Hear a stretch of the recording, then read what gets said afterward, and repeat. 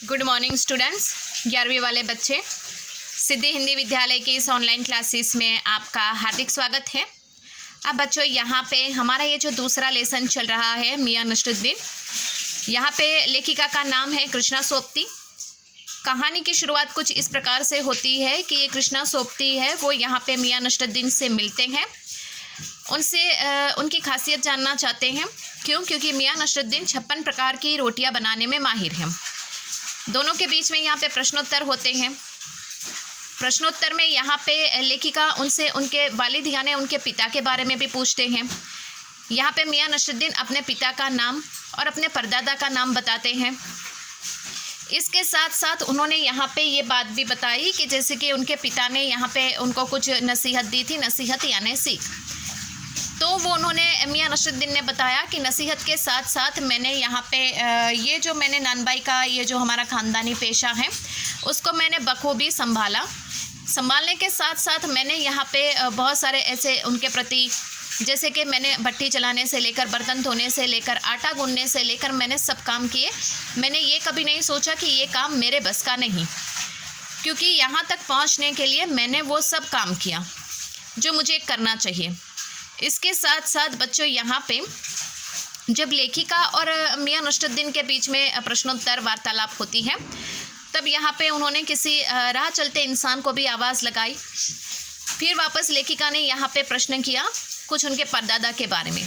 तो मियां नसरुद्दीन ने यहाँ पे प्रश्न का उत्तर दिया। उन्होंने कहा कि किसी राजा के दरबार में मेरे परदादा काम करते थे। एक दिन राजा ने एक शर्त रखी कि कोई ऐसी चीज़ बना के खिलाइए जो बिना आग और बिना पानी के बने। अब यहाँ पे सोच में पड़ गए, लेकिन फिर भी उनके जो परदादा हैं उन्होंने ऐसी ही चीज़ बनाई और राजा को खिलाई। राजा इतने खुश हो गए कि उनकी प्रशंसा करने लगे। ये कहानी लेखिका को सुनाई। लेखिका के साथ साथ हमें भी जानना था बच्चों की ऐसी कौन सी चीज़ खाने में होती है जो बिना पानी और बिना आग के बनाई जाए। लेकिन यहाँ पे मियां नसरुद्दीन ने ये प्रश्न का उत्तर नहीं दिया। लेखिका को थोड़ा सा आश्चर्य लगा। लेखिका का आश्चर्य देखकर यहाँ पे मियां नसरुद्दीन ने कहा कि आप क्या मेरी बात को झूठा सिद्ध करना चाहते हैं कि मैं झूठ बोल रहा हूँ? लेकिन मेरी बात बिल्कुल सही है। उन्होंने ऐसी एक खाने की चीज़ बनाई जो बिना पानी और बिना आग के बनी और उसकी राजा ने इतनी सारी प्रशंसा की। इतना ही नहीं, फिर यहाँ पे वापस कोई इंसान, राह चलता इंसान गुजरता है और उसको आवाज़ देते हैं। तो इस तरह से लेखिका और जो मियां नसरुद्दीन है दोनों के बीच में ये वार्तालाप होता है। अब बच्चों, करीबन यहाँ से हमारा बाकी है उसको थोड़ा सा समझ लेते हैं, ठीक है। इस बीच मियाँ ने किसी और को पुकार लिया, मियाँ रहमत इस वक्त किधर को? अरे वो ना आई रुमाली लेने, शाम को मंगवा लियो। मियाँ एक बात और आपको बताने की जहमत उठानी पड़ेगी। जहमत यानी तकलीफ़।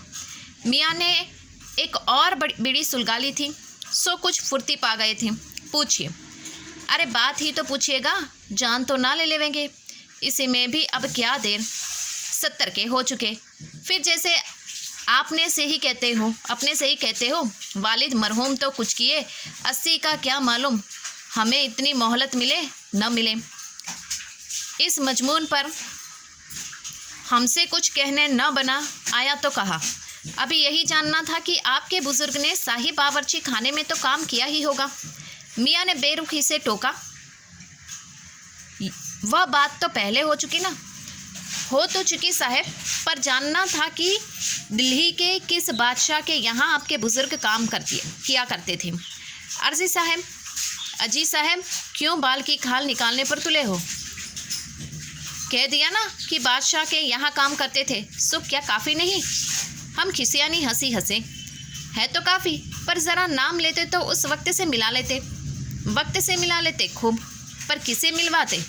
जनाब आप वक्त से। मियाँ हंसे जैसे हमारी खिल्ली उड़ाते हो। वक्त से वक्त को किसी ने मिलाया है आज तक? खैर पूछिए, आपका नाम, आप किसका नाम जानना चाहते हैं? दिल्ली बादशाह, दिल्ली के बादशाह का ही ना।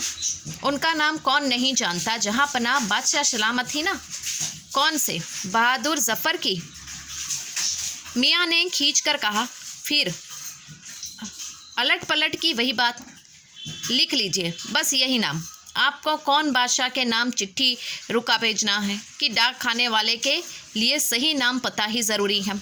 अब यहाँ पे बच्चों जितना हमने पढ़ा यहाँ पे उसको समझ लेते हैं कि दोनों के बीच में बातचीत हो रही थी। उसी वक्त वहाँ से कोई रहमत नाम का इंसान गुजरता है, उसको यहाँ पे पूछते हैं। तो उन्होंने कहा कि आपके यहाँ जो रोटियाँ पकती है, रुमाली रोटी, वो अभी तक वो लेने के लिए नहीं आई, जैसे ही आते हैं हम मंगवा लेंगे। अब यहाँ पे दोनों वापस लेखिका और मियाँ नसरुद्दीन बात करने में लग जाते हैं। दोनों बातचीत करते हैं। तो लेखिका को ये जानना था कि आपके जो बुज़ुर्ग हैं वो कौन से बुज़ुर्ग, मतलब किस बादशाह के यहाँ काम करते थे बावर्ची खाने में। तो यहाँ पे मियाँ नसरुद्दीन जो है वो थोड़े से उनका रुख बदल जाता है। वो कहते हैं आपको बताया तो सही, आगे ये इस मुद्दे के ऊपर हमारी बातचीत हो चुकी है कि मेरे जो वालिद के वालिद अर्थात मेरे पिता के जो पिता थे वो किसी न किसी बादशाह सलामत के यहाँ काम करते थे।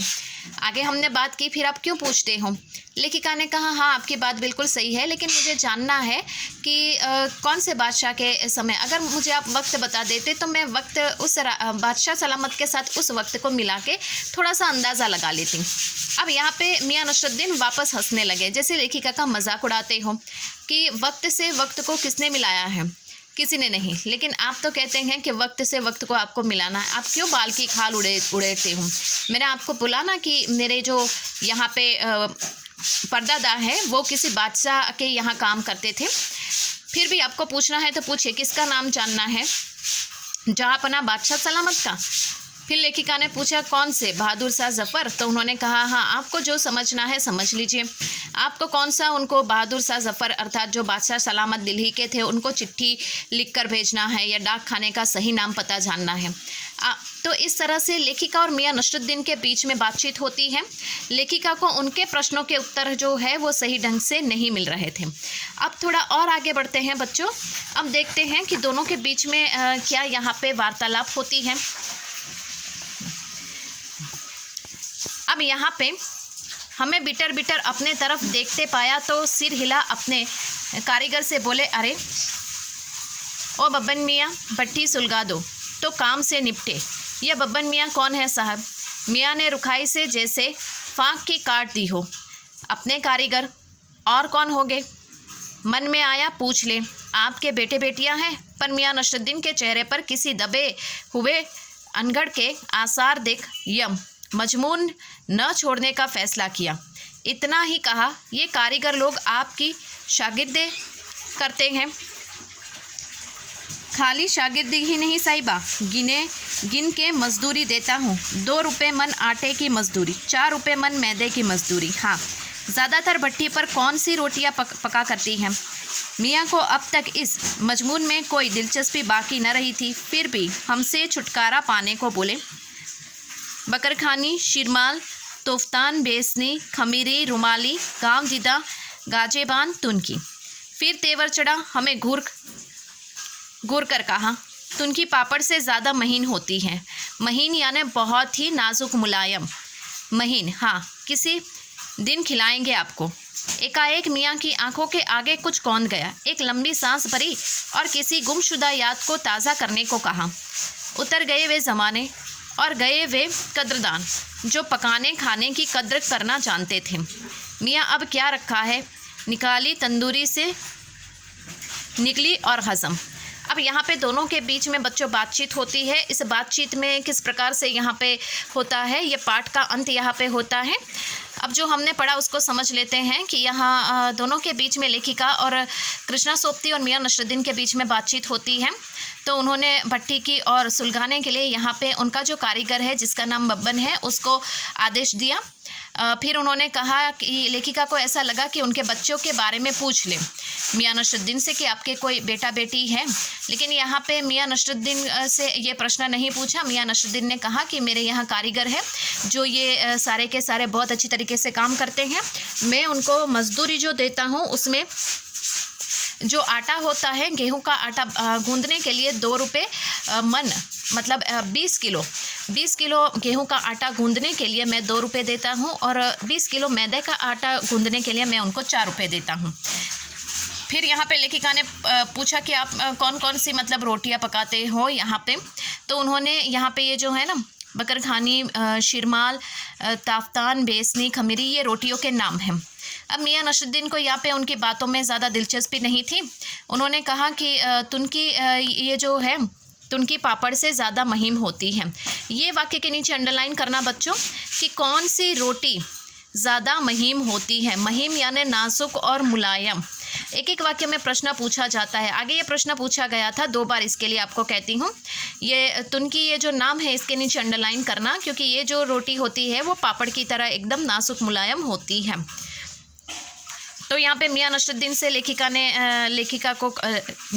ने लेखिका को कहा कि कभी आप आइए, हम आपको ये तुनकी पापड़ की ये जो रोटी है वो खिलाएंगे। अब यहाँ पे मियां नसरुद्दीन है वो वापस थोड़े अपने जीवन में खो जाते हैं और फिर कहते हैं कि अब पहले जैसा ज़माना नहीं रहा कि लोग खाने के इतने मतलब शौकीन तो है, लेकिन जो बावर्ची लोग होते हैं उनकी प्रशंसा करते हैं, कद्र करते हैं।